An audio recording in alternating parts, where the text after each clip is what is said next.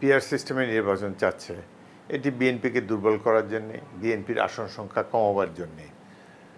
তারা মনে করে যে, এবং এটা বাস্তব, যে বাংলাদেশের মানুষ তো এই সিস্টেমে অভ্যস্ত না। তারা একজন ব্যক্তিকে থেকে ভোট দেয়। তারা সুখের দুঃখে আপদ বিপদে একজন ব্যক্তিকেই একটা এলাকায় তার কাণ্ডারি বলে মনে করে। নানা সমস্যা জর্জরিত গ্রামাঞ্চলের মানুষ, তারা যে কোনো আপদ বিপদ দৌড়ে একজন সংসদ সদস্যের কাছে ছুটে যায়, এবং তারা তাদের কাছে চয়েস আছে নির্বাচনের মাধ্যমে যে কে তাদেরকে অতীতে সার্ভিস দিয়েছে, কে একজন সৎ ব্যক্তি, তার বাছারও একটা সুযোগ আছে। কিন্তু এখন তো দেখা যাবে তার এলাকায় যিনি এমপি হবেন তিনি তাকে চিনবেনও না। অজানা অচেনা একজন ব্যক্তি যাকে তিনি ভোট দেন নাই, ভোট দিতেনও না, তিনি এসে তাদের উপর এমপি হবেন। তার কোনো অতীত নাই জনগণের, সম্পূর্ণভাবে দলের উপর নির্ভরশীল হয়ে গেলাম। দল কী ধরনের ব্যক্তিকে দিবে জাতীয় সংসদ সদস্য হিসাবে মনোনয়ন, এটি তো ভোটারদের জানারও কথা না। সুতরাং এটি বাংলাদেশের জন্য নিশ্চয়ই সঠিক সিস্টেম নয় বলে আমরা মনে করি। এবং যদি পিআর সিস্টেমে নির্বাচন হয়, যেসব দলের একজনও এমপি পাওয়ার সম্ভাবনা নাই, তারা অল্প কিছু ভোট ছাড়া দেবে, কিছু কিছু ভোট পেয়ে হয়তো একজন দুজন এমপি তারা জাতীয় সংসদে পাঠাতে পারে। এই একজন দুজনের লোভেই তারা এই সমস্ত জিনিস করছে।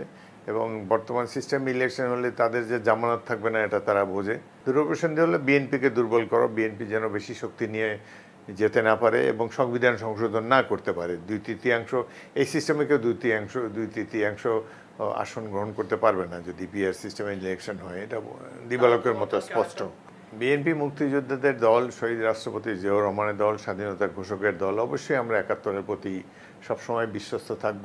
71-এর সাথে কোনো কম্প্রোমাইজ নাই। জামাতে ইসলামী অবভিয়াসলি সেদিন বিরোধিতা করেছে, দেশের অসংখ্য সংখ্যাগরিষ্ঠ জনগণের বিরুদ্ধে গিয়ে নানান ধরনের অপকর্মে লিপ্ত হয়েছে, এবং সেটা এই দেশের জনগণও কোনো দিন ভুলবে না।